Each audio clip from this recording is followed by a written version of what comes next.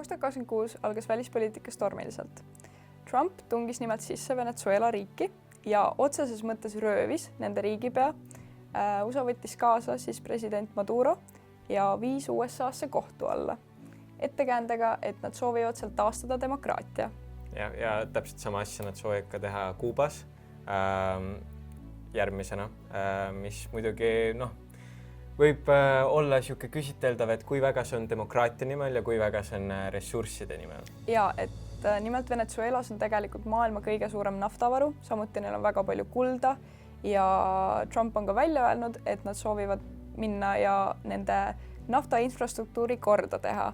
Ehk mida iganes see tähendab. Jah, et Maduro poolt riigistatud ettevõtted taas erastada, aga kas nad teevad seda Venezuela rahva heaks või enda heaks, on väga küsiteldav. Ja ütleme nii, et vaadates ajalugu on see ilmselt pigem nende enda jaoks. Ja, aga tegelikult Venezuelas on ka väga palju selle sündmuse pooldajaid, et rahvas on tegelikult õnnelik, et nad on diktaatorist lahti saanud, aga kas nad on õnnelikud, mis edasi saama hakkab, sellest me saame teada kunagi hiljem. Ja, mitte, et Venezuela ei oleks ainus koht, kuhu siis Trump oleks läinud, otsustas Trump minna ka siis enda liitlaste kallale, nimelt siis Taani ja Gröönimaa kallale, öeldes, et neil on väga vaja Gröönimaad endale selle jaoks, et seal on kogu aeg Venemaa ja Hiina laevastik ümber ja et nad küll ei taha Venemaad enda naabriks. See on küll absurdne ju. Ilmselgelt, kui nad tahaksid oma mõjuvõimu seal suurendada, nad saaksid neid baase sinna juurde. Ja tegelikult neil oli seal varem ka väga palju baase, aga nad ise võtsid need ära ja nad jätsid sinna vist ainult ühe alles. Kas sa teadsid, et tegelikult USA on ka varem Taanilt ostnud alasid, ehk et 100 aastat tagasi soetas USA Taanilt $600 miljoni eest Neitsi saared ehk ühed saarestiku Kariibi meres.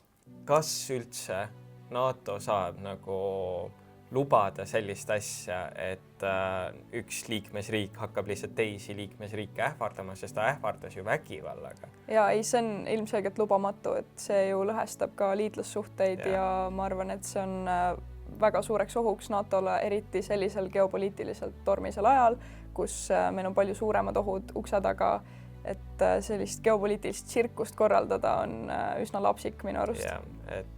Ja kindlasti, nüüd küll õnneks Trump ütles, et ta ei kasuta vägivalda, ja et vähemalt see oleks natukene lihtsamaks, aga vaatame, mis tulevikus saab ja loodetavasti NATO saab ikkagi oma suhted veits korda.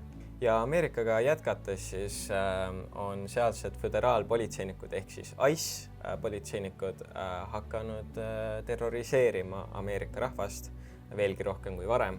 Mis mõttes? Nimelt siis Minneapolises on nüüdseks juba tapetud 2 kodanikku, Ameerika kodanikku. Kas nad kuidagi hakkasid vastu või olid vägivaldsed? Ei, absoluutselt. Või nüüd ütleme nii, et need föderaalpolitseinikud ütlevad, et muidugi, et nad ohustasid neid agente, aga tegelikult videotelt on näha, et see nii ei olnud. Kas tead, mis see meenutab? See meenutab ju 20. sajandi KGB-d, Natsi-Saksamaa SS-i, et kas neil ei ole natukene liiga palju võimu, et sellist asja teha, kas nad pannakse vastutama või mis sellest saab? Ja see ongi see suurim probleem, et tegelikult valitsus ütleb täpselt samamoodi, et nad tegelevad täielikus autonoomsuses, ehk siis nad ei vastuta millegi eest. See on küll ikka muret tekitav ja lausa hirmu äratav, ma ütleks, et kui nad juba võivad tappa inimesi ja mitte midagi ei juhtu, siis mis edasi saab? Ja ütleme nii, et kui Ameerika on siuke demokraatia eeskuju, siis kui kaua enam see kehtib. Ja, aga õnneks vist Trump vahetas välja selle Minneapolise strateegiajuhi. Proteste on viimasel ajal olnud väga palju, mõnes mõttes tundub, et me oleme uude meeleavalduste ajastusse sisenemas. Samamoodi Iraanis on praegu väga suured meeleavaldused toimumas. Terve riik tegelikult protestib, kõikides suurtes linnades on inimesed tänavatel, mobiilivõrku, kui sellist üldse ei ole, kõik levi on täiesti väljas ja kahjuks on ka väga palju ohvreid, kuna nende karm režiim on alla surunud seda protestimist, sest protestitakse valitsuse vastu ja surnud on lausa 30 000 kodanikku mingitel andmetel, ehk see on ikka päris muret tekitav. See on ikka väga palju jah, et kuigi varem on ka Iraanis olnud protestimist ja meeleavaldusi, siis need on väga-väga kiirelt maha surutud, aga seekord on need pikemalt kestmas ja sellepärast on ka nii palju hukkunuid tegelikult. Ja, et kindlasti tuleks Iraanile kaasa elada, sellepärast et on lootust, et neil on ka võimalik see valitsus kukutada. Sellepärast ongi praegu 2 võimalust esitatud peamiselt ka valitsuse enda poolt seal, et kas siis too diktaator ära vahetada uue diktaatori vastu või siis endine riigipea Shah tagasi tuua.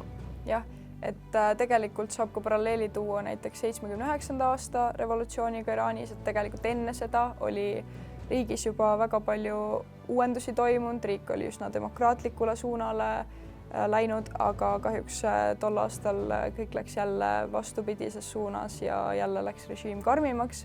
Seega kindlasti on see mõttekoht, et kas nii karmi režiimi all üldse on võimalik nii demokraatlikul viisil siis saavutada uuesti vabadus ja et kas tegelikult rahval on lootust ja et ma arvan, et maailmal peaks olema lootust selles osas.